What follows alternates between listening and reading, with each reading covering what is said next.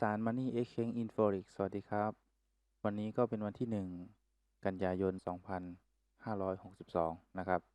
วันนี้ผมจะมาในหัวข้อการซื้อขายการเปิดออเดอร์ Buy Sell นะครับก่อนอื่น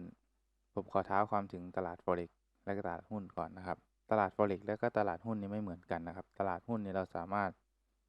ซื้อขายทำกำไรได้ในเฉพาะภาวะตลาดที่เป็นขาขึ้นคือตลาดกระทิงนั่นเองนะครับแต่ในตลาด Forex นะครับสามารถทำกำไรได้ทั้ง2สภาวะก็คือสามารถทำกำไรได้ทั้งขาขึ้นและขาลงนะครับเรามาดูการทำกำไรการเปิดออเดอร์ในสภาวะขาขึ้นนะครับเมื่อเราคาดการไว้ว่าราคามันจะมีแนวโน้มที่จะขึ้นไปเราต้องเปิดออเดอร์บายในกรณีนี้ผมเปิดออเดอร์บาย 0.01 นะครับและเมื่อราคามันวิ่งไปถึงจุดที่ผมพอใจผมก็สามารถตั้งจุดที่ผมพอใจไว้โดยตั้ง Take Profit ไว้นะครับสามารถตั้ง Take Profit ไว้ล่วงหน้าเลยว่าราคาถึงจุดนี้ให้ระบบทำกำไรอัตโนมัติเลยนะครับและในกรณีที่ผิดคาดนะครับมันลงมาผมก็สามารถตั้งจุด Stop Loss คือตัดขาดทุนอัตโนมัติผมจะยอมเสี่ยงที่จำนวนเงินเท่านี้นะครับได้ในการคำนวณเนี่ยเดี๋ยวผมจะอธิบายในสไลด์ต่อไปนะครับในกรณีนี้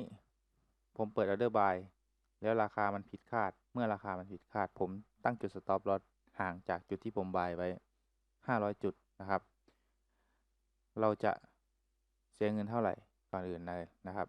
เราจะเสียเงินเท่าไหร่ก็จะมีวิธีการคำนวณนะครับเราก็จะเอา Lot Size ที่เราออกบายนี่ครับคูณด้วยระยะทางที่เราตั้ง Stop Loss นะครับจากจุดที่เราบายจนถึงจุด Stop Loss เป็นระยะทางทั้งสิ้นก็500จุดนะครับก็เอา 0.01 คูณด้วย500ก็จะเท่ากับ5เหรียญดอลลาร์สหรัฐนี่คือความเสี่ยงของเราในครั้งนี้ในการเทรดนะครับและเมื่อราคามันเป็นไปตามที่เราคาดการไว้นะครับมันขึ้นไป1,200 จุดนะครับเราตั้ง Take Profit ไว้แล้วณจุดนั้นเมื่อราคาวิ่งไปถึงระบบก็จะทำกำไรอัตโนมัติให้เราโดยจะคำนวณจากนำ Lot Size ของเรานะครับคูณด้วยระยะห่างที่มันวิ่งขึ้นไปจนถึงจุด Take Profit ของเรานะครับก็คือ 1,200 นะครับก็จะเท่ากับ12 US นี่คือกำไรของเรานะครับในกรณีที่มันถูกนะครับถูกทางครับแล้วก็การเปิดออเดอร์เซลล์นะครับเช่นเดียวกันครับผมคาดการว่าราคามันจะมีแนวโน้มที่จะลงมาผมก็เปิดออเดอร์เซลล์นะครับในกรณีนี้ผมจะเปิดเซลล์ 0.02 ซึ่งมากกว่าเมื่อกี้ 0.01 นะครับก็คือเปิดไป 0.02 แล้วก็ตั้ง Stop Loss ไว้ที่500จุดเหมือนกันนะครับแต่เพิ่มแค่ Lot Size 0.02 วิธีการคำนวณก็เอา Lot Size ของเรานะครับคูณด้วยระยะทางเช่นเดียวกันแต่ผลลัพธ์จะไม่เหมือนกันเพราะว่าเราเพิ่ม Lot Size ขึ้นมานะครับเราจะขาดทุนทั้งสิ้น10เหรียญหากราคามันผิดคาดนะครับแต่หากราคามันเป็นไปตามที่เราคาดหมายไว้นะครับลงมา 1,200 จุดนะครับถึงจุด Take Profit ที่เราตั้งไว้เราก็เอา Lot Size คูณด้วยระยะทางที่มันวิ่งมาถึงนะครับ Take Profit เราก็จะเท่ากับ24ดอลลาร์นี่คือกำไรของเรากำไรของเราก็จะเพิ่มขึ้นอีกเท่าตัวเพราะเราเพิ่มLot Sizeขึ้นอีกเท่าตัวนะครับในกรณีนี้ผมจะยกตัวอย่างขาเซลล์นะครับขาลงนะครับขาลงสมมุติว่าผมเซลล์ที่จุดสีแดงนี้นะครับ 0.01 เซลล์ที่ราคา 1.11890 นะครับแล้วตั้ง Stop Loss ไว้ที่ 1.12390 ระยะห่างเท่าไหร่เราเอามาลบกันเลยครับยกตัวอย่างเช่นนี่ครับ Stop Loss 1.12390 นี่ครับลบด้วยจุดที่เราเข้าซื้อนะครับ 1.11890 ตรงนี้นะครับก็จะเท่ากับ 0.00500 ในกรณีนี้เราจะนับทศนิยมข้างหลังสุดมานะครับโดยนับทศนิยมข้างหลังสุดเป็นหลักหน่วยนะครับหน่วยอันนี้ครับ 10 100 1000 10,000นะครับในกรณีนี้เลข5โผล่ขึ้นมาอยู่ที่หลักร้อยนะครับเราก็คิดเป็น500จุดอย่างนี้นะครับนับจุดข้างหลังนั่นเองนะครับแล้วก็จุดนี้นะครับอีก1ตัวอย่างเราเข้าที่ 1.11890 นะครับจนราคามาถึง 1.10859 เราก็เอา2จุดนี้ลบกันนะครับนี่ครับลบกันเราก็จะได้ 0.01031 นะครับในกรณีนี้ทศนิยมโผล่ขึ้นมาที่หลักพันนะครับเราก็คิดเป็น 1,031 จุดนะครับก็ตามนี้เลยครับต่อไปเป็นการคำนวณหลอดไซส์นะครับในที่นี้ผมจะ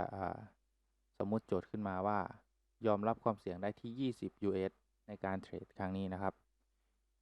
คือผมต้องบอกให้เข้าใจก่อนนะครับว่าการที่เราจะลงมือ